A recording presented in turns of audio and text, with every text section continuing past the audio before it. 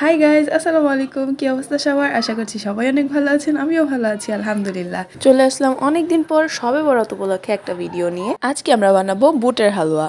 না, আমরা শবে বরাত উপলক্ষে কখনো হালুয়া টালুয়া বানাই না। এটা আমরা শবে বরাতের আগেই বানিয়ে ফেলেছি। শবে বরাতের দিন তোমাদের সাথে শেয়ার করছি। So let's get in the recipe. এখানে আম্মু 2 ঘন্টা আগে বুট ভিজিয়ে রেখেছিল। 2 ঘন্টা রাখতে পারো, ওভারনাইটও রাখতে পারো। তো আমার আম্মু এখানে 2 ঘন্টা পর এখানে আবার প্রসেস শুরু করেছে। বুটগুলোকে ভালোভাবে ধোয়ার পর চুলায় সিদ্ধ হওয়ার জন্য বসিয়ে দিতে হবে। এখানে অনেকক্ষণ সিদ্ধ করে নেওয়ার পর বুটটা যখন একদম নরম হয়ে যাবে তখন এটা নামিয়ে নিব।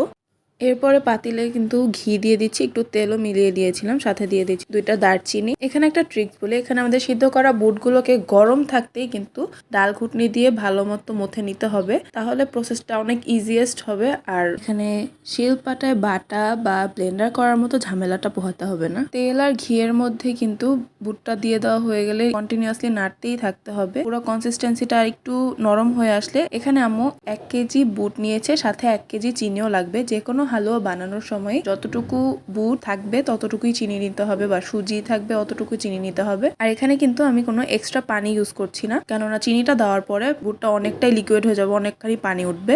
এরপর আম্মু দিয়ে দিয়েছে 1/2 কাপ গুঁড়া দুধ। এটা পুরোপুরি অপশনাল, তোমরা দিতেও পারো নাও দিতে পারো।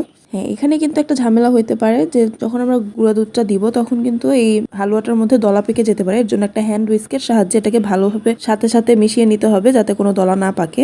তো এখানে কিন্তু কনসিস্টেন্সিটা একদম স্মুথ হয়ে গেছে। আর এখানে নাড়া বন্ধ করা যাবে না, কন্টিনিউয়াসলি নাড়তেই হবে। নিচে লেগে গেলে কিন্তু হালুয়ার কালার টেস্ট পুরোটাই চেঞ্জ হয়ে যাবে। আর এখানে দিয়ে দিয়েছে 1 চা চামচ না, 1/2 চা চামচ এলাচের গুঁড়া।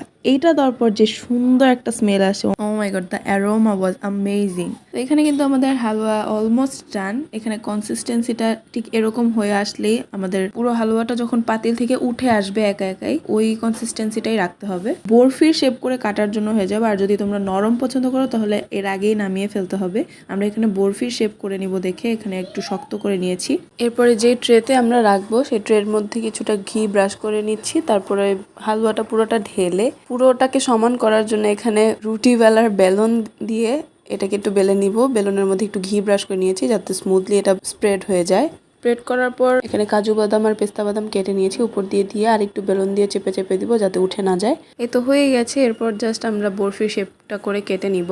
আমার কাছে শুধু স্কোয়ার শেপের থেকে বরফি শেপটা অনেক বেশি পছন্দ। আমি তো আম্মুর সাথে ভিডিও করতে করতে হালুয়াটা বানানো শিখে গেলাম। তোমরাও বাসায় ট্রাই করো, আর ট্রাই করে আমাদেরকে জানাতে ভুলো না। ভিডিওটি এতক্ষণ দেখার জন্য অনেক অনেক ধন্যবাদ। এই ভিডিওটার পর আমি একটা হালুয়া রিডিশন শুরু করবো, আরো 3 রকমের হালুয়ার রেসিপি আমি সামনে শেয়ার করবো তোমাদের সাথে। টিল দেন সবাই ভালো থাকবেন, সুস্থ থাকবেন। আল্লাহ হাফেজ।